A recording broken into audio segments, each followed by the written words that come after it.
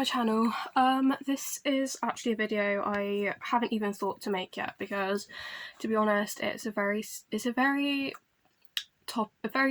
topic that I've mentioned on my channel in terms of general mental health, because I have quite a lot of videos on mental health which are all relevant, but this one in particular is something that I've had to go through and I want to talk about, and it's quite a lot to like share it on the internet, because then it's just a big thing for me because it was a big life experience in my life, and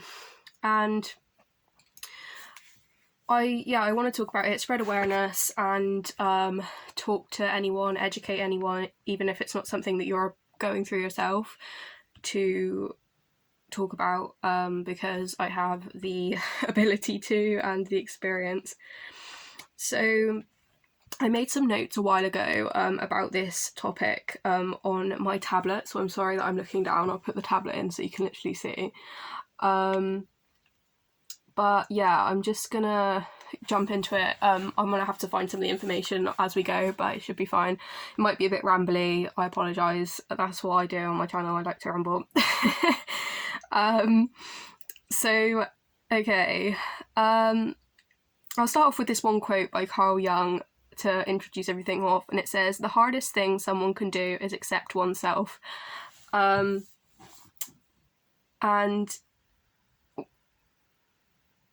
why a lot of us don't is because we're socialised to be a certain way, which we're not.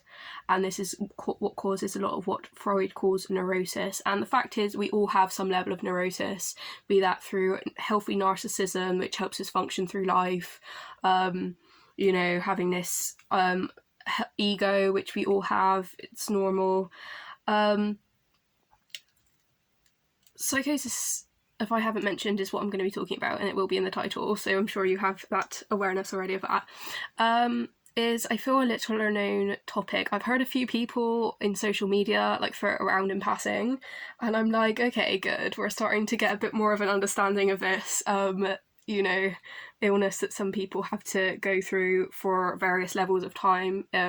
It can be drug induced, so can just have like one episode of it because they can't handle it, go through a bit of a drug-induced psychosis, or you can have it for longer periods if it's down to stress and triggered by stress, or it can be long-term and you can go in and out of it for a longer period of time, years, and etc. And it can also be re-triggered. The fact is, any person in the world can experience this. Some people have genetic predispositions, just as people have genetic predispositions to depression, but it doesn't mean that everyone with a predisposition will get it, and it doesn't mean that anyone that doesn't have a predisposition won't get it. So mainly the triggers of it is stress, traumas, and drugs. And yeah, it's a big topic, and I don't see it around a lot. Just as depression wasn't really talked about when I was younger, that really wasn't something that I saw. And the fact is, the name of psychosis is treated with medication generally. It doesn't have to be. For some people, they're treated by medication. I was. And I think there are overlaps between psychosis and spirituality. But it's such a complex topic that I'm going to try and get to the point. I feel, as we're getting personal, and I've just shared that, the triggers for my mental health struggles in that way were stress around schooling, perfectionism, which was brought more onto stress from schooling, family trouble, a lot of grief from the death of a family member,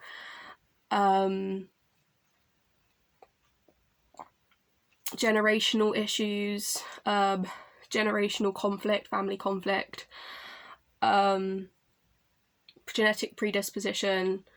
Also, I want to talk about ruaccutane, which is famous for some people for having suicidal symptoms from taking, and I actually experienced that, to be honest, but I didn't really look back at it till many years later because it was such a traumatic time for me, and I feel that was actually a large part of getting the later psychosis. So I want to talk about that as well because I did do quite a lot of research into it. The fact is that this ruaccutane, which I've done a video on actually for acne, is legal and is prescribed after 2 years of other treatments for your skin, and that is the reason, because it can be so detrimental for a portion of people. The fact is, for some people you can't feel any effects, some people they have some effects and it doesn't really bother them too much, or it bothers them a bit, and I would feel I was in the lower category of, or the middle or lower category of, I did get suicidal during that time, and I'm not like that in normal life. I do not experience that on a regular basis, but that was a portion of time that I did get a lot of them, which is very, very abnormal for me. I would not experience that under normal circumstances, and yeah, I think that also added to it. I'm trying to think if there was anything else. Oh, also sexual assault. I forgot about that, and I was also bullied in school, so yeah, quite a rocky life, should I say, but everyone has their twos and fro's, don't they? But anyway, I want to talk about it and just, yeah, give information on it. So basically the medications you're given are chemical lobotomizers, I believe. I'm 99% sure this is the case. I'm not, they work on these centers in your brain, dopamine centers, because in current psychology, they go on the fact that having too much dopamine in your system will cause this, among other things. I'm being really like generalized here, but this is the research that I have looked at, and obviously this can be normalized through therapy and overcoming traumas, because dopamine is like our reward center and our like stress center, I think, chemical. I'm literally like need to double check this all while I'm editing it, but I'm pretty sure that's all right. So yeah, these medications which worked for me, they don't actually work for everyone, which is interesting. Just to quickly say as well, I never made it into hospital. I was treated in the community, FYI. Not that makes any difference, but so yeah. I will also probably describe my experience a bit, because I've literally just come out with it. I may as well like add the whole story in. But anyway, so the chemicals, dopamine, the dopamine chemical is too much in the brain and basically creates, we all have a level, like a conscious brain, and the fact is it basically goes a bit haywire and gets a bit confused, and there's just too much going on in the brain because of these various life experiences that have compounded in our subconscious to basically allow us to not be able to cope with the everyday. So yeah, obviously the treatment, when I went and got treatment, there was this amazing mental health service in the community that was extremely supportive. I made a lot of great friends on it. It was the most supportive thing. It was exactly what I needed at the time, and it was so supportive. I really couldn't thank them enough. My occupational therapist was amazing, and I can't thank him enough for all his help and his time that he's spent doing therapy with me, because I literally would not have got I say I wouldn't have got through it without that. That helped me massively to get back towards the track I was on, because the fact is I experienced these symptoms for I want to say about 3 weeks before I started receiving treatment, and as soon as I went on the medications I quickly normalized and sort of came back to myself again. Again, it wasn't that I lost myself, but obviously when you're confused, like, it's just a bit rubbish for you, and that is actually something very scary and something I try not to think about even now, because it was a huge traumatic event for me, and you can't really understand it unless you've gone through it, but I'm sure you can tell by the way I talk about it. It was extremely stressful, and traumatic to go through that, as well as all the other traumas I'd experienced, because your brain's sort of like, whoa. If you do not listen to your brain and the way, and you don't give yourself time to process traumas from sexual assault, we know, and I've spoken about on a different video, something, I'm not going to tangent off, but basically we are wired to pick out what we are able to process for our own sanity. And the fact is, when you have to do that too much because of various traumatic events, it's too hard for our brains to do, basically. And that is the case for anyone. That is not me being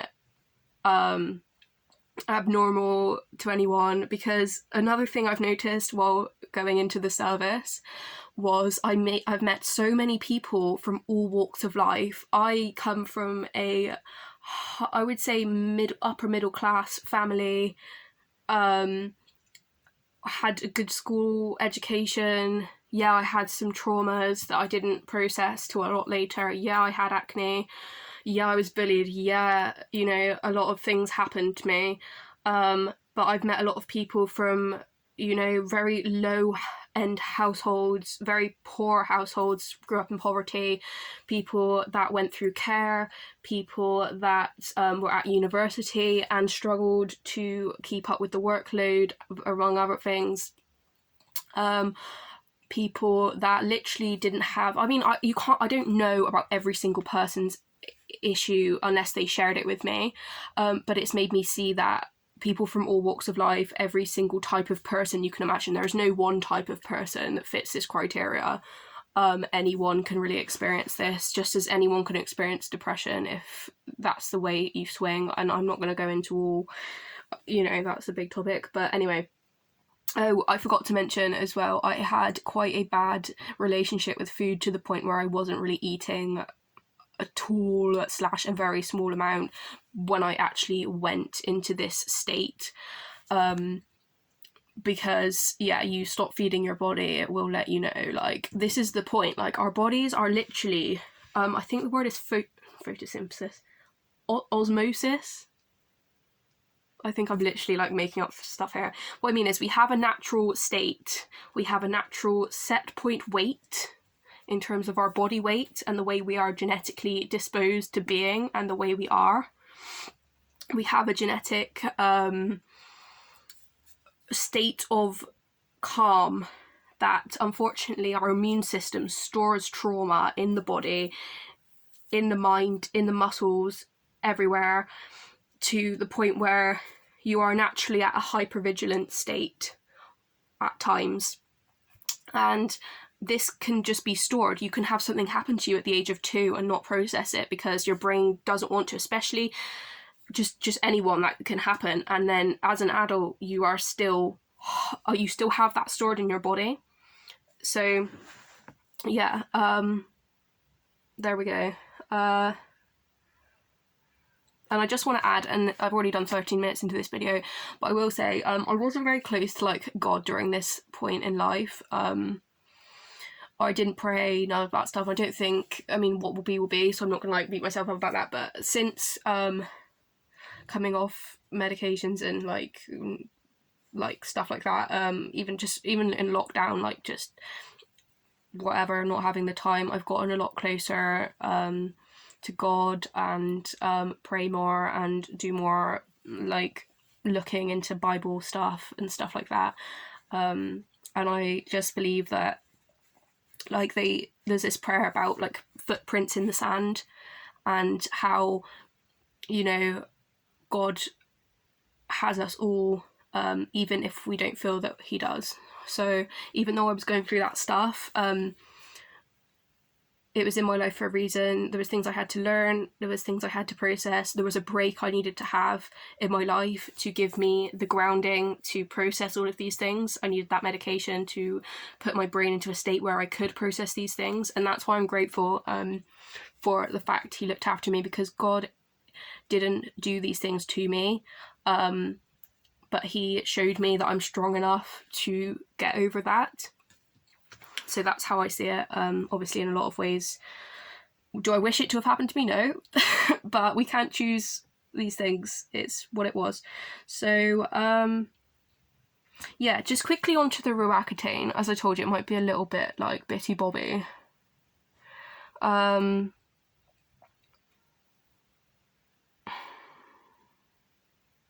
Actually, don't worry about the ruaccutane. So yeah, the side effects from the medications I've already talked about on my channel, so I'm not going to go into that. Sorry, I told you I'm going to have to find the notes I want. So I've also watched a lot of spirituality content, which in the Western society we don't pay a lot of attention to. We do sometimes things like yoga, things like mindfulness, wellness, well-being sort of stuff. They're all buzzwords, which mean that we don't always take them seriously. And I'm sure that everyone knows that well-being and, you know, relaxation are necessities. But when you get brought up in a way that, and I'm not talking about my parents here, if you get brought up with a lot of trauma through various things, you can not have learnt those things or ingrained them properly into yourself, and have to do it as an adult. So that's just the truth of it. And the fact is, spiritual awakenings are not the same as a psychosis. Right, this is what I'm going to be talking about now. I saw this TED talk saying spirituality or psychosis, and this is what I mean. I feel that there are overlaps, but the difference that I've seen is the fact of panic in a psychosis, not understanding what's going on, the fact trauma has brought you to a point where you cannot process what is happening to you. So this is why the difference is a mental breakdown to spiritual awakening, because I've had more spiritual awakening moments in my life after I've had this experience, and probably even before, but that wasn't what you'd call a crisis mental health moment, because I suppose you could say like it's all on a spectrum, and just as some people have low days, some people get depressed, but that's not the same thing, but it's in the same kind of, you could group it together in some ways, you know what I mean? So anxiety, you know, mental health crisis, panic attack, you know, long-term anxiety disorders, that sort of, you know what I mean? So I'm trying to, the fact is, they say psychosis, and what branches from that is schizophrenia, which basically is when you do experience the symptoms long-term, to get a diagnosis from. I'm not a labeler, but I have found that I have videos on labels as well. Yeah, so anyway, moving on. Yeah, I was looking into cultural differences because I did see this psychosis or spiritual awakening thing. And the fact is, Western society does not really talk about spiritual things very much, I've noticed. And in other cultures they do. And I saw lots of videos on cultural differences, whereas sometimes in certain places, and Ecuador tribes, I looked at a video about where they have, they have tribes, they talk about spirits in the mountains. In the Bible, they talk about the issues we have in life are not within the flesh, aka humans, but they're in the spiritual realm. So yeah, I am gonna separate psychosis and spirituality a little bit here, where to say that psychosis in the Western sense can refer to lack of resilience, But adding up the dots here in that, why have you got lack of resilience? Because you've had childhood trauma or adult trauma or drugs or something that allow you to not be able to function at the level we are made to. And that's why you need that therapy and sort of, you know, help and time to normalize. And if you are more, I don't know, and then going back to spirituality here, it's like in certain Ecuador tribes, they talk about shamans and people that lead you through this spiritual journey that everyone has, I suppose, consciously or unconsciously. We all have a spiritual side that's part of our humanity. And the fact is, they nurture these spiritual, conscious spiritual happenings in terms of, you know, a relationship with God, noticing bad energies. People, you know, that phrase, good vibes only, you know, I don't want bad vibes, that sort of thing. Noticing that and nurturing the ability to notice that energy rather than demonizing it, and saying, oh, they've got bad energy, I'm just going to ignore them, you know? So it's more like, oh, you're carrying bad energy, let's learn how to release that bad energy for each other. Do you know what I mean? So that's like the Ecuadorian output that I've seen. And this is more of a cultural thing, I feel like. I don't know. I mean, it's so easy to demonize a certain thing. And the fact is, I did, unlike the main part of the population do not experience psychosis. But then if you look at it from a spiritual awakening perspective, a lot of people without the Western labeling of psychosis will experience a spiritual moment, conscious moment. Some people probably I don't honestly know. But yeah, I'm trying to connect some dots here. Because there's so many references in the Bible to spirits and the devil and God, and the fact God is more powerful than the devil, and God cures all, and, you know, miracles of blind people, and what I mean is like the goodness of God. And I was brought up extremely religious, so I know a lot about the things in the Bible, but I'm literally going to get some quotes up here about spirit references in the Bible, because I think it's just one of those things that we haven't made a link to, because I know of, and I think we've come a long way in mental health, to get to a point where things like mental health, anxiety, stuff like that are recognised in society as a genuine issue, whereas I don't think we had resources like the internet to educate people about these things in the past, because I know and I remember being in school where mental health was not a big topic spoken about, but people still massively experienced it. I experienced it, and trust me, a lot of people experienced it, which I used to see, but they wouldn't get a lot of help for it, and it's very sad, because their, you know, calls for help went unnoticed, and, you know, it's always better, and it's just so difficult if you don't, you know, there's a lot of factors that come into it, but, you know, if you feel it, you feel it, and it's good because now it's recognised among, you know, especially millennials and the younger generations, but luckily the older generations, because there is a higher demand in life at the moment, society has changed. Social media has meant that a lot of us have different expectations than we would have done 10 years ago, and that's the world that we live in. It always changes. But one thing that does stay the same is God and the Bible, and we are all the same type of people. We are all the same people, and God puts us through life to make us who we are. So anyway, yeah, I'm just going to put a few, like, oh, do you know what? We don't even need to look at spiritual quotes from the Bible, because we all know that the Bible, oh, screw it, for people Yeah, so things like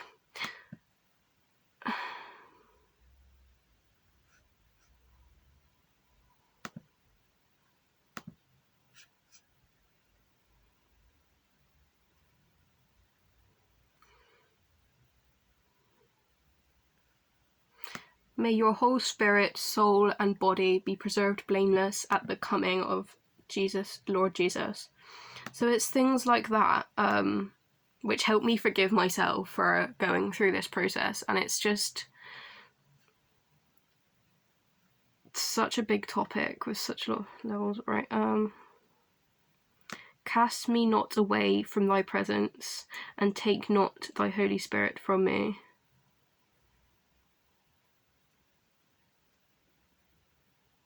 So yeah, they talk a lot about like casting spirits in the Bible and stuff like that, which is a huge thing. I did also, while I'm here, I want to touch on witchcraft and like things of that nature, which truthfully I don't like. It's a tricky thing because it really just depends on the person, whether they want to do this. I know in the Bible it strictly says don't do it because it's sort of like inviting like, you know, like sort of demonic things and stuff of that nature, which is why I feel like it's like told, people are told not to do it in the Bible. But it also has references to people that are spiritually gifted and God gives them spiritual gifts, such as maybe being like a psychic or like, and I know these are in the mystical era where people, they don't know what to think, and that's kind of the point. So I think it's a bit, you know, ho-hum in the Bible, like a bit like mystical, a bit you don't really know, because it says strictly do not do horoscopes, do not, you know, do go to fortune tellers, do not do this stuff. But there's also references to spiritual gifts. Let's look at that quickly. Spiritual gifts in the Bible. So yeah, they talk a lot about prophets in the Bible. Who was it? It was a prophet. And even I've seen, and this is so interesting, because I've spoken a lot about this recently with a friend, and I'm going to put a little clip here of my friend likes Tupac a lot, so he watches a lot of videos on Tupac, and also, what's the other guy called? Mike Tyson, completely unrelated people, but Mike Tyson, there's this video and he says, like, I was like really going through a hard time and I was like a devil or something, and it was like the devil spirit within me. And they talk about owning your demons or whatever now, or, you know, like dispelling your demons and, you know, releasing all the pent up crap in your body and whatever else. Which I'm also doing. There we go. It's try and make me less of an alien, but there we go. Maybe I'm supposed to come across like that, I don't know. So yeah, basically, yeah, it talks a lot about prophets in the Bible. Who was a prophet in the Bible? Let's just figure it out. But they talk Tupac even. Someone refers to Tupac, who is dead now, I believe. God rest his soul. As a prophet, and I'm going to put a quick clip so I don't like literally look crazy, but who was a prophet? What are the prophets of God? So difficult to find things here. Yeah, so prophets, Isaiah, Jeremiah,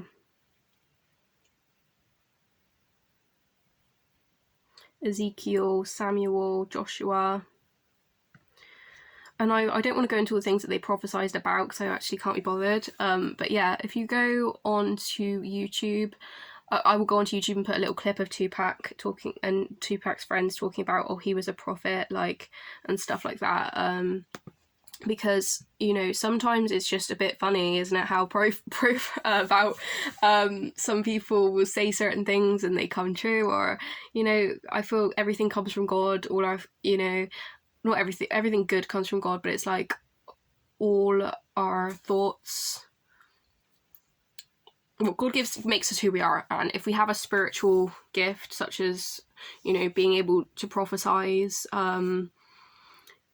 you know, stuff like that is a spiritual gift from God, and it mentions that in the Bible, and that was, you know, respected in the Bible. But in our society, because we're all so obsessed with covetousness, which if you've looked at my sins and virtues video, you will see is a sin.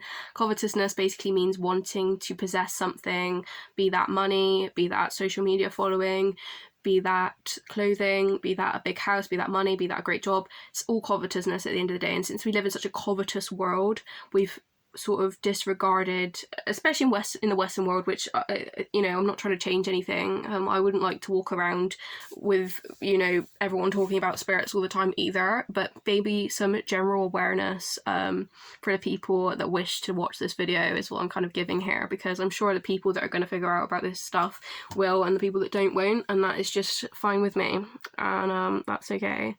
But obviously, yeah, I'm not trying to change any of this, but I thought I'd just... Anyway, so we've gone into the Bible stuff. Let me see if there's anything else to talk about with this. Yeah, I just... whether it should be more widely accepted, I'm not sure, because sometimes and I'm being very honest here, as much as there's a stigma of people with schizophrenia, psychosis, they're violent, they're loud, they're unruly, they're scary, whatever, during an episode, it's unfortunately a stigma after they've been, you know, sometimes people experience these things, it's such a low level that they are aware that, you know, I can't handle this, I need a medication, I need therapy to understand what's happening within me, and in my mind right now, and it's something that you can only know by the individual, but sometimes, you know, it can be scary to experience, to watch someone experience, and I think not everyone will be close to someone that has this experience, and you won't experience this necessarily yourself, but being, as I said, educated by this video is kind of what I'm going for here.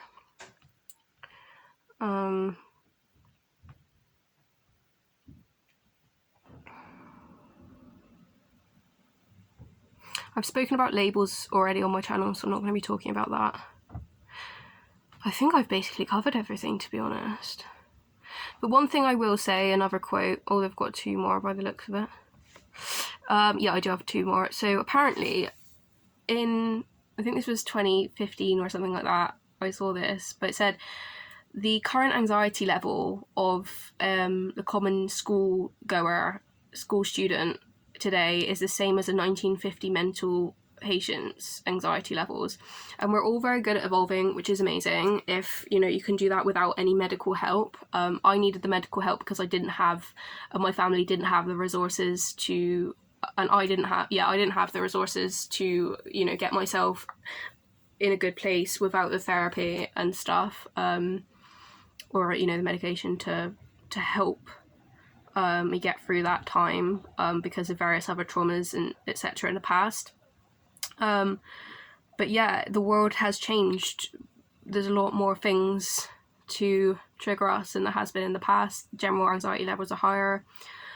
We don't live in the simple world that we were in the 1950s, where, you know, you go outside and, you know, there's, you know, we're still all human beings at the end of the day, but there's a lot more marketing, there's a lot more subconscious stuff that goes on. There's always a TV on somewhere, you can hear a radio somewhere in someone's house, well, not always but you could see, you know, like stuff on YouTube all the time, you can watch a lot of TV, whereas in the 1950s it wasn't like that. They had schools, and you'd go to school and you'd come back from school and you'd go out and play out with your friends, and you wouldn't watch a lot of TV, you'd have an hour of TV, there was no internet. The internet has really brought a lot of these things on, but it's also brought on so many good things, such as me giving you this video at the moment to give you information on this. Whether you've made it to this point or not, I don't know, but if you have, then thank you for listening. Another quote I will just bring up as well is, a human being is part of the whole called the universe. This is an Albert Einstein quote. So a human being is part of the whole called by a human being is a part of the whole called by us universe, a part limited in time and space. Stay with me here. He experiences himself, his thoughts and feelings as something separate from the rest, a kind of optical delusion of his consciousness. I'll pause it there and say I watched a video on everyone experiences hallucinations every day. So I haven't even spoken about the symptoms of psychosis. Let me just really quickly say that, because one of them is hallucinations, which yes, I do not experience on a regular basis, but we all have basically it's also referred to as a break from reality. You can't distinguish your inner self from your outer self, so it's like reality in how everyone else perceives it. Do you know what I mean? So how you would naturally at calm state perceive it, you can't really get to that state because there's too much going on subconsciously. So symptoms of... Because it's not really until you meet a lot of people closely related to you that have had this illness at the same time that you realise it's just something that a lot of people can go through due to stress, and it's not who you are as a person. Because going through the treatment, going through the medications, going through the stigma, going through the time it takes to recover can really place a lot of...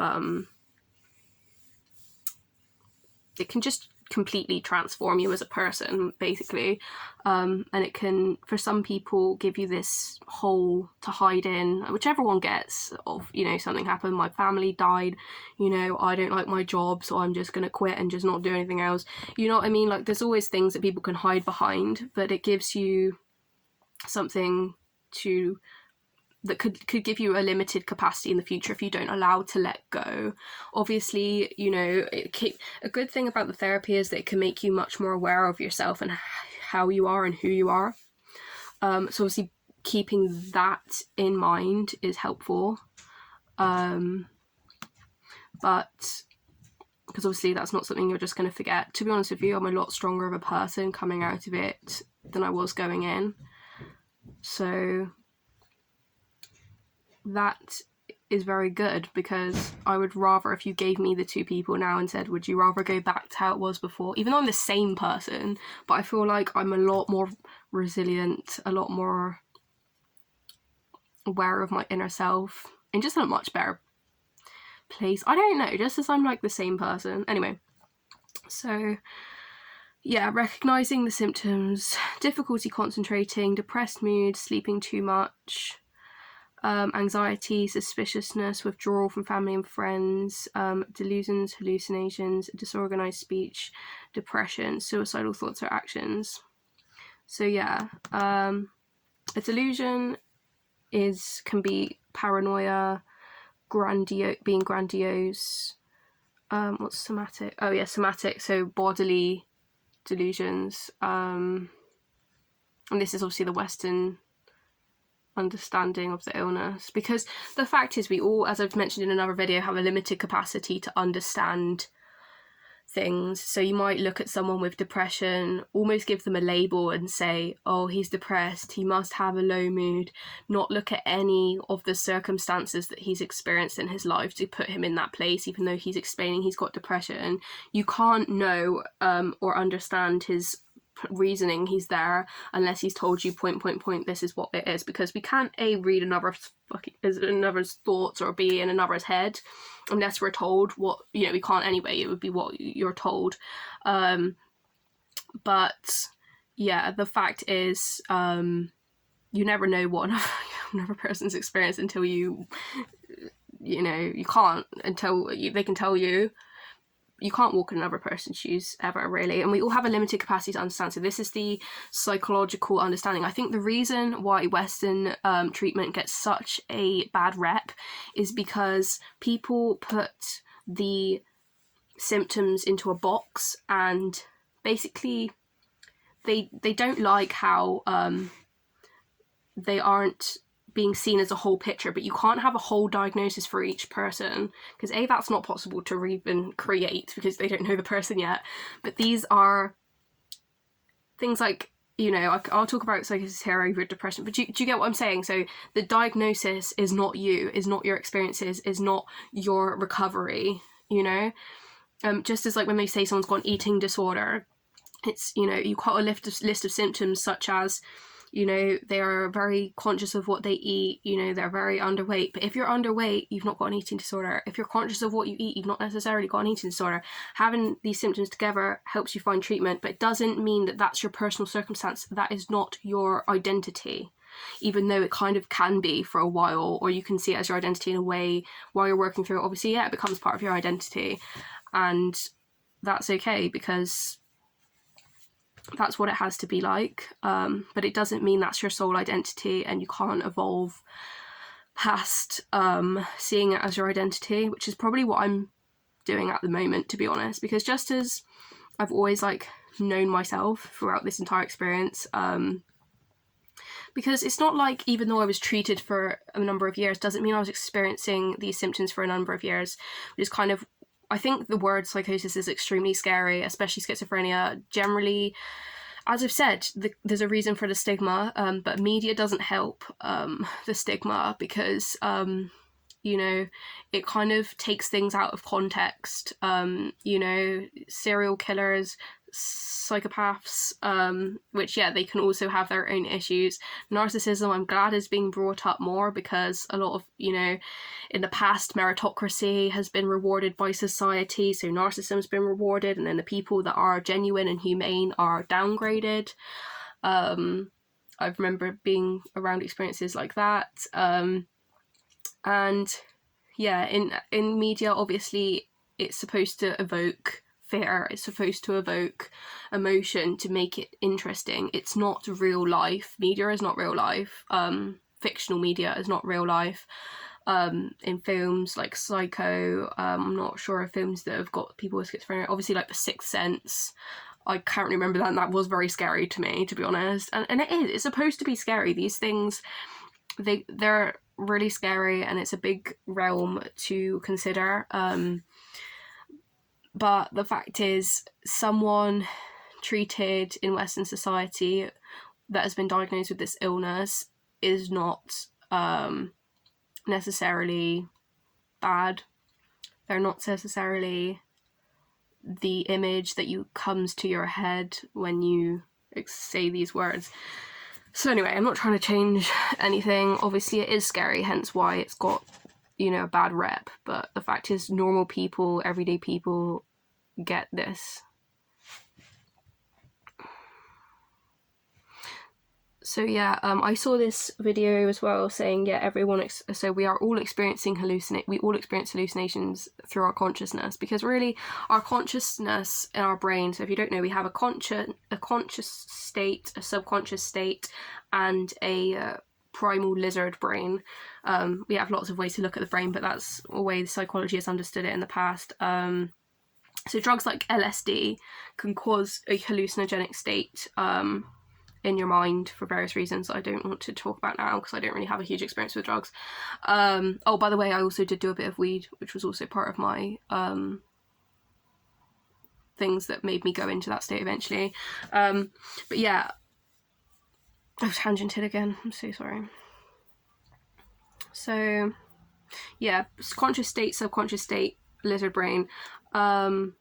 And really the way the brain works is off chemicals, and it creates a image or a idea in our head. So we're always we do that always all the time, but it's when your system is in hyper mode that and this can be down to genetics, as I said, or it can be down to experiences. That means that you have a distorted perception, and we all have, honestly, a distorted perception. This is what this video is trying to generalize more.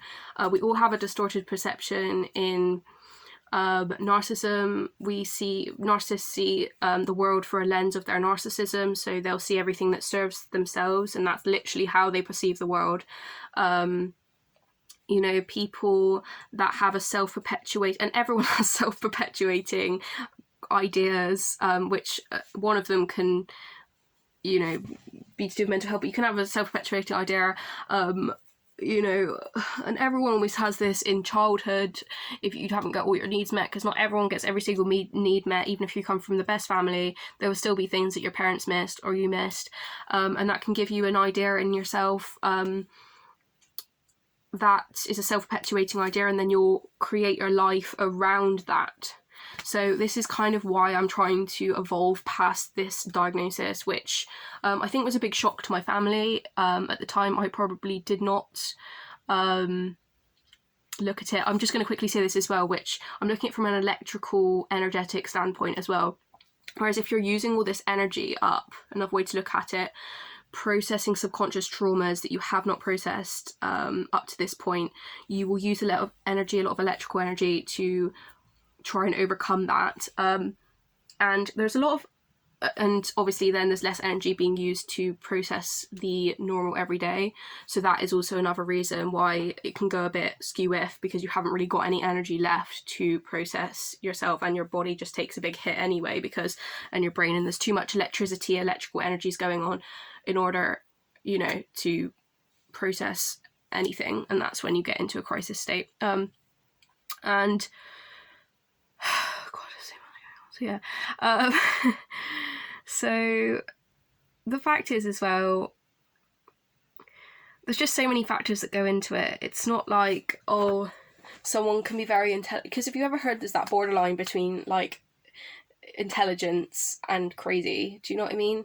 So like I would say, I don't know, I'm not saying like I'm intelligent so then I got a mental health, but I feel like I was interested in school and I did try and chuck myself into stuff. As I said, school issues were also another reason to get stressed and create more, you know, brain pathways that then caused an illness later in life, or was like seen as an illness. And I would see it as an illness, to be honest, because I don't think I could just end up going to Ecuador and being like, hey guys, like I've got this, like these symptoms, like sort me out. It's more of a culture that, you know, either encourages these things and like encourages against the issues that come with developing them, or, you know, going in Western society, which I would rather live here probably than live in Ecuador anyway, so I'm not really like trying to change anything here, but I'm saying in our society we don't really look at these things, or haven't in the past. We're getting better, do you know what I mean? No one wants to live with a society that causes illness, so there we go.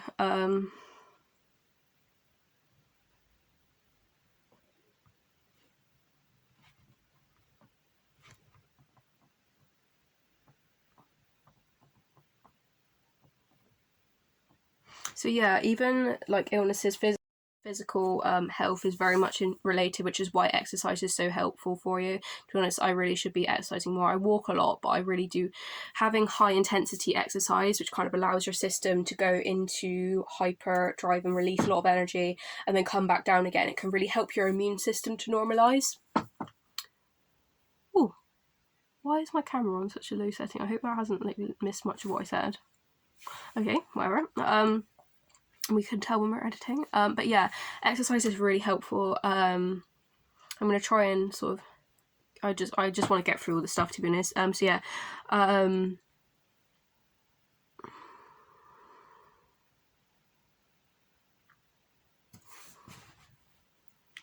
so yeah, that's, to be honest, everything. Ooh. I'm so sorry, I'm terrible.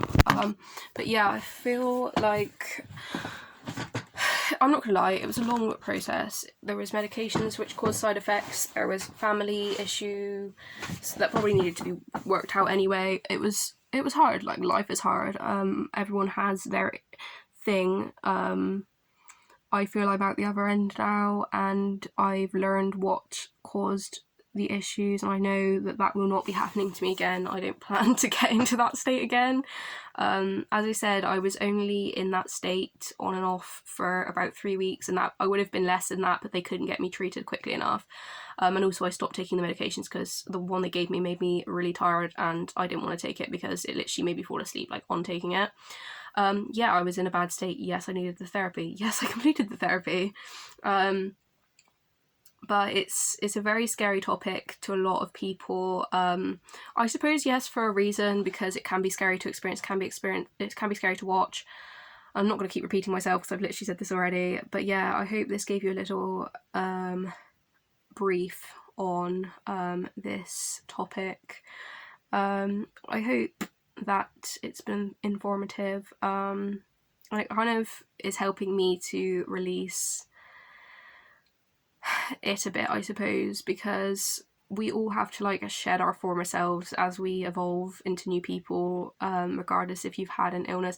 And they say that life comes back around, like what goes around comes around, and if you can't do something the first time, aka an illness gets in the way, depression gets in the way, a life event gets in the way, you have a second chance to do it the next time. So just as, you know, slog this has been to overcome these issues over the last few years that have been repressed for so long, I know for a fact that it's created the person I am, but it hasn't taken away what I can achieve in the future and how I can live in the future. And I want to make very, very clear that people that experience this, if one of you is out there, or whatever, or a friend of yours is out there, it is completely recoverable, and this was implanted into us from the service I went into very early on, and it's completely 100% recoverable. You don't have to be in that state forever, because part of experiencing this illness is you get yourself in a bad way to where you can't really cope, and you have this mindset of I'm not coping. So to understand that was if you like, the illness that you're experiencing that put you in that way can be really helpful to release the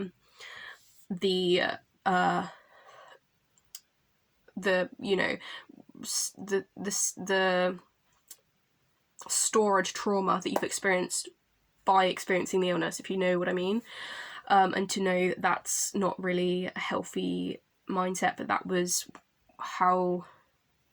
the state you got in, basically.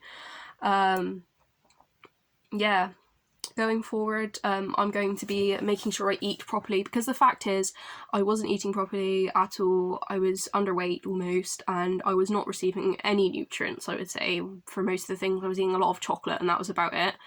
Now I'm very high on supplementation, which I was when I was younger, but I kind of got out of that. I won't be taking drugs. I drink alcohol, and occasionally a few of my friends like to smoke, but besides that I won't be taking drugs. I've not been a very big hallucinogenics kind of person anyway, but they do say actually hallucinogenics can have a huge benefit to your mental health, interestingly enough. A lot of drugs actually I've heard can give you benefits, but it depends. I know this is a bit of a controversial topic and they're not legal in this country. They are in other countries, but yeah, I've heard, because it can help you go into a mental state where it basically short wires these unhealthy habits you have, or unhealthy thoughts about yourself, to the point where you basically release the stress that you've accumulated by having those thoughts, if you know what I mean. So it's kind of a bit of a neutralizing concept, because they say that about weed, don't they, that it neutralizes. I'm not trying to condone, I'm just saying these are the things I've learned about certain drugs. So yes, I've personally never done any hallucinogenics or things like that, just for the record. So yes, it's a big topic that I don't see people. Yeah, so another things I'm going to do going forward: don't get yourself into a sexual assault situation again, that you can. Processing all trauma, understanding and having patience. This is the biggest thing so I'll talk about also what I've learned. I'll go quickly onto what I'm gonna not do or do from this, and then also what I've learned. So what I'm going to do, oh my gosh, what I'm also going to do is, again,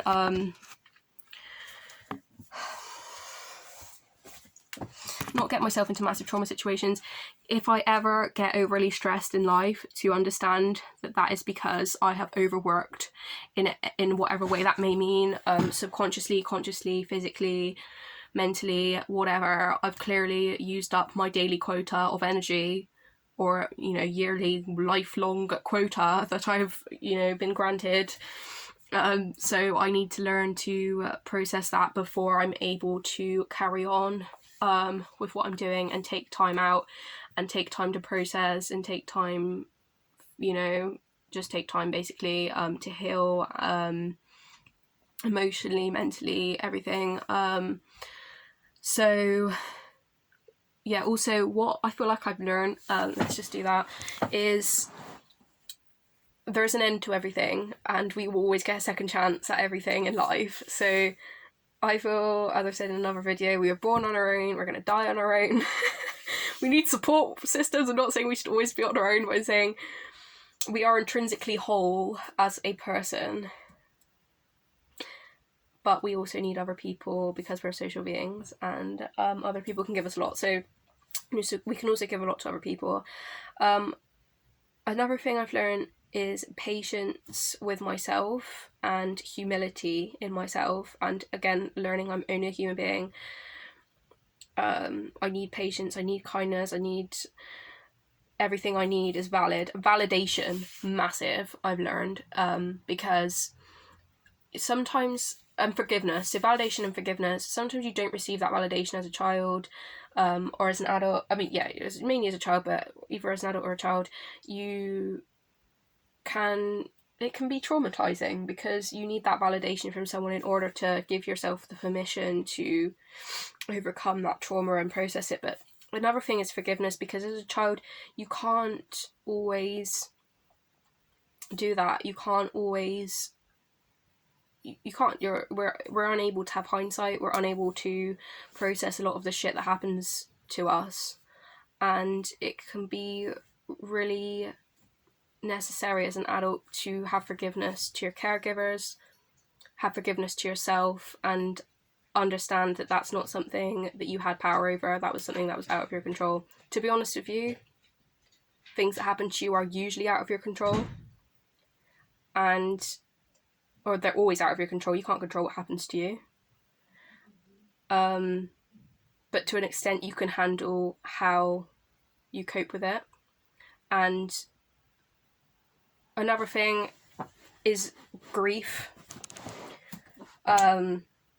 shame, guilt, a lot of personal things, but also it's so important to process all of your emotions, which I'm probably still doing now from a long time ago.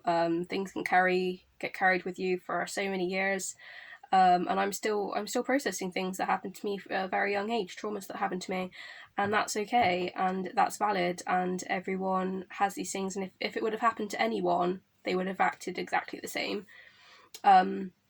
You know, regardless of predispositions or anything, I'm valid, and everything happens to people in various ways. I'm just a human being.